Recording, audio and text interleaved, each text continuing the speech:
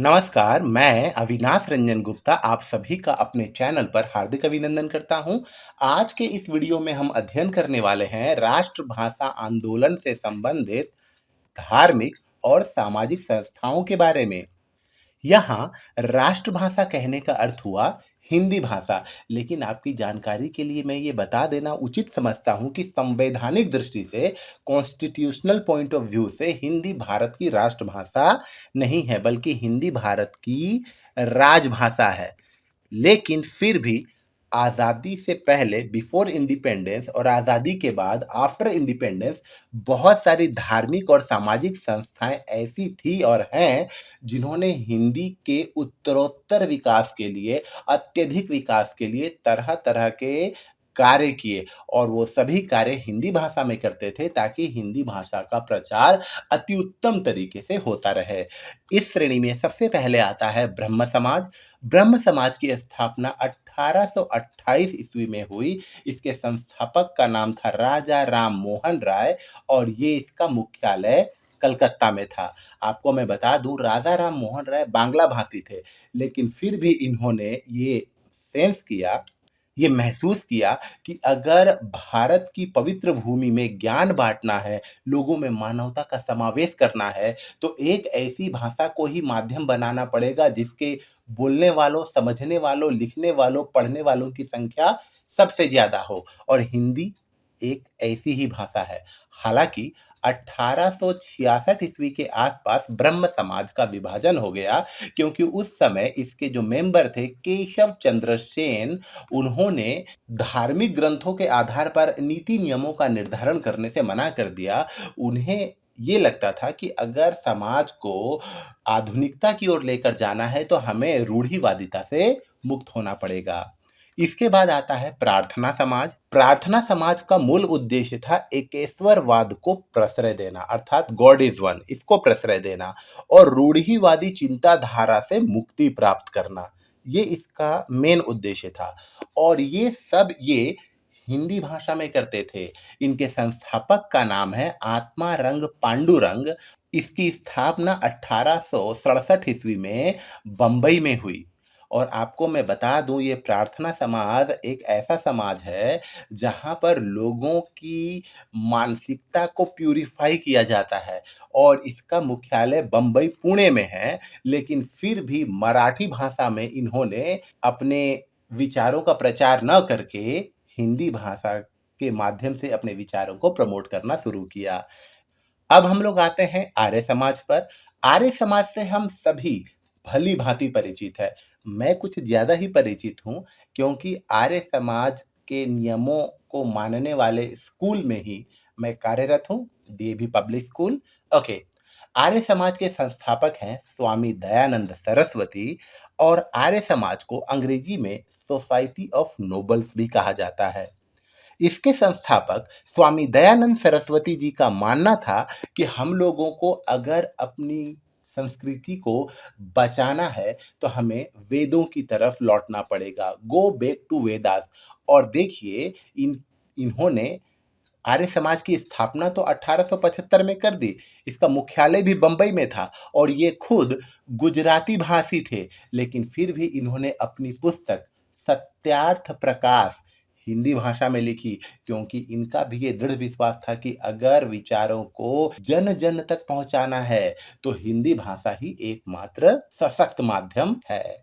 अब आते हैं हम लोग थियोसोफिकल सोसाइटी पर। हिंदी भाषा से या भारत की संस्कृति से भारतीय लोग तो अभिभूत होते ही है, विदेशी लोग भी अभिभूत हो जाते हैं। यही कारण था कि एच.एस. ऑलकॉट एंड मैडम ब्लाउस्की ने थियोसोफिकल सोसाइटी की स्थापना की। कब? 1882 में। कहा? मद्रास, जो आज चेन्नई के नाम से जाना जाता है। देखिए, थियोसोफिकल सोसाइटी को आप हिंदी में आध्यात्मिक समाज या ब्रह्म विद्या समाज के नाम से जान सकते हैं और इसका मुख्य उद्देश्य था कि जाति, धर्म, वर्ण, लिंग के आधार पर भेदभाव नहीं करना चाहिए और इस बात का प्रचार भी ये लोग हिंदी भाषा में ही करते थे और एक तरीके से हिंदी को प्रमोट करते थे। अब आते हैं हम लोग सनातन धर्म सभा पर। सनातन धर्म सभा, इसके संस्थापक जो हैं उनका नाम है पंडित दीनदयाल शर्मा, लेकिन ये बड़े दुख की बात है कि इनकी फोटो, इनका चित्र उपलब्ध नहीं है।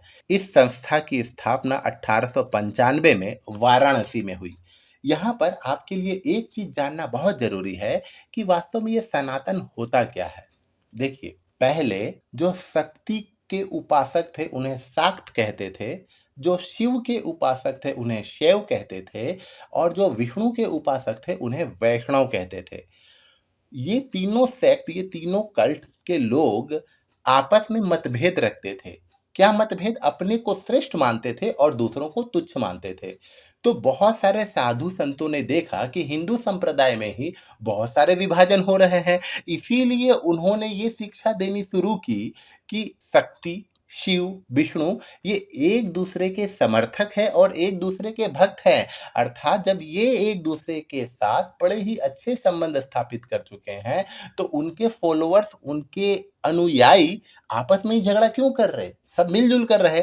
और इन तीनों के मिलित रूप को ही सनातन धर्म कहा जाता है, और इन सब बातों का प्रचार भी हिंदी भाषा में ही किया जाता था। अब हम लोग आ जाते हैं रामकृष्ण मिशन। ये एक ऐसे पर्सनालिटी हैं, स्वामी विवेकानंद, जो शायद ही कोई ऐसा व्यक्ति होगा जो इनके बारे में ना जानता हो।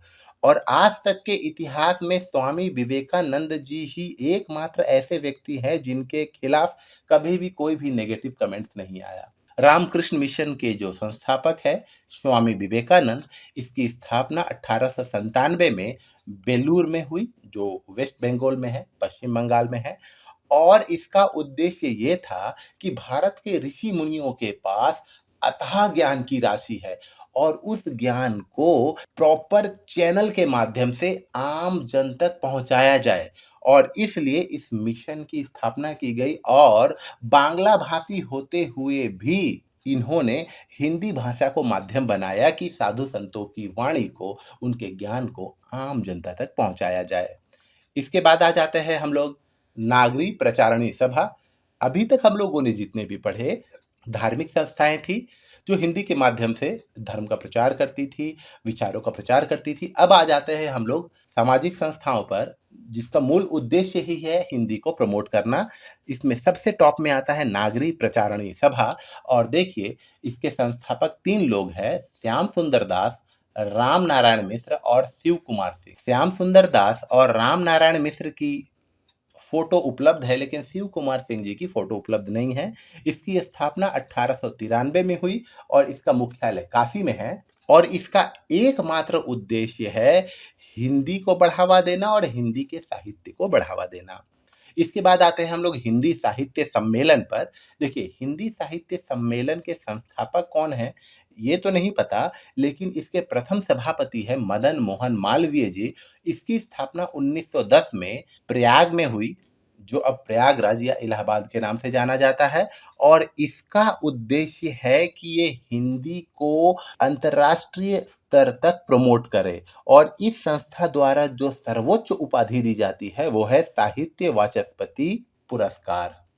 अच्छा, अब आते हैं हम लोग दक्षिण भारत हिंदी प्रचार सभा। दक्षिण के राज्य तमिलनाडु, केरल, आंध्र प्रदेश, कर्नाटक, ये हिंदी का सदा से विरोध करते आए हैं, खास करके तमिलनाडु।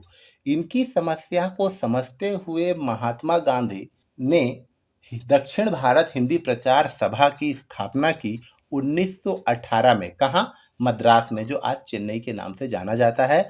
और आपको मैं बता दूं, दक्षिण भारत में हिंदी प्रचार सभा के माध्यम से वहाँ के लोगों ने हिंदी सीखी। इसके बाद आ जाते हैं हम लोग गुजरात विद्यापीठ। आपको मैं पुनः बता दूं, गुजरात विद्यापीठ के संस्थापक भी महात्मा गांधी जी ही हैं, और इसकी स्थापना 1920 में अहमदाबाद में हुई।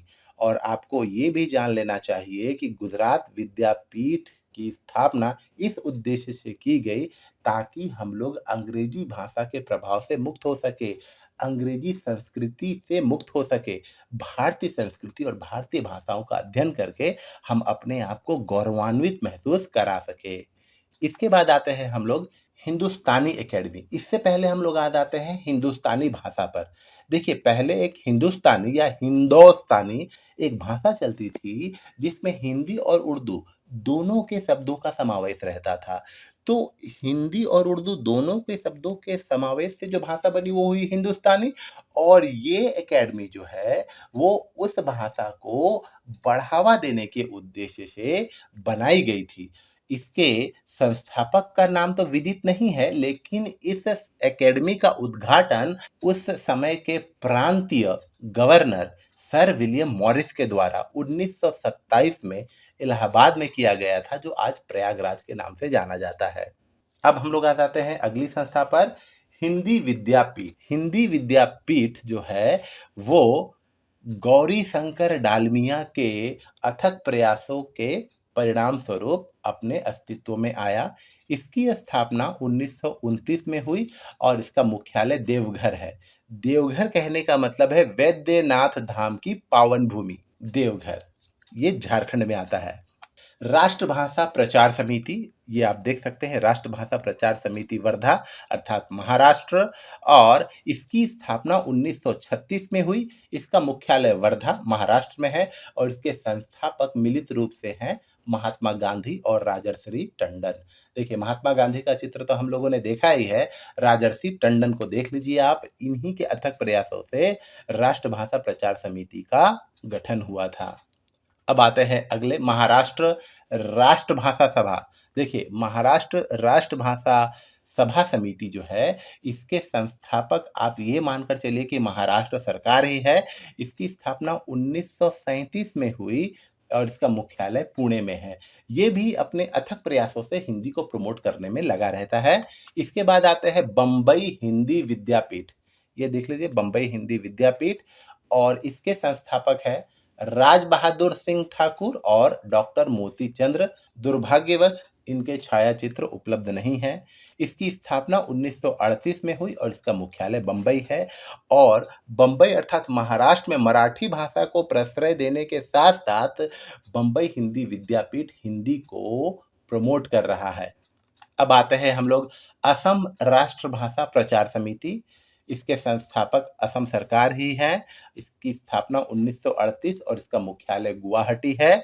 आपको मैं बता दूं, असम में बंगाली टाइप की एक भाषा चलती है, असमीज भाषा आप कह सकते हैं उसे, जो बंगाली से बहुत मिलती जुलती है। बावजूद इसके पूरे भारत से कम्युनिकेशन स्थापित करने के लिए वहां पर भी राष्ट्रभाषा प्रचार समिति है, जो असम राष्ट्रभाषा प्रचार समिति के नाम से जानी जाती है, और हिंदी के विकास के लिए समन्वित रूप से कार्य करती आ रही है। इसके बाद आते हैं बिहार राष्ट्रभाषा परिषद। बिहार राष्ट्रभाषा परिषद, इसके संस्थापक बिहार सरकार ही है। इसकी स्थापना 1951 में हुई और इसका मुख्यालय पटना है। और बिहार और उत्तर प्रदेश तो हिंदी का केंद्र माना जाता है, तो वहां पर कैसे नहीं हिंदी भाषा के प्रचार प्रसार के लिए समिति बनाई जाए। अब आ जाते हैं हम लोग अखिल भारतीय हिंदी संस्था संघ। इसका मुख्यालय नई दिल्ली में है। इसकी स्थापना 1964 में हुई और इसके संस्थापक भारत सरकार है, लेकिन इसका छायाचित्र उपलब्ध नहीं है। अब आते हैं हम लोग नागरी लिपि परिषद पर। इसके भी संस्थापक भारत सरकार ही हैं। स्थापना 1975 और मुख्यालय नई दिल्ली। और आपको मैं बता दूं, ये नागरी लिपि जो देवनागरी स्क्रिप्ट है ना, उसे हमेशा ये परिमार्जित और सुबोध तरीके से बनाने की कोशिश में लगे रहते हैं, ताकि हिंदी और भी आसान हो जाए, और भी सरल हो जाए, सहज हो जाए, ताकि जन जन तक ये भाषा पहुंच सके। तो इस तरीके से हम लोगों ने हिंदी भाषा के प्रमोशन में इन्वॉल्व बहुत सारी धार्मिक और सामाजिक संस्थाओं का अध्ययन किया। उम्मीद करता हूं आपको मेरा ये वीडियो जरूर अच्छा लगा होगा। हम पुनः मिलेंगे किसी अगले वीडियो में। तब तक के लिए धन्यवाद।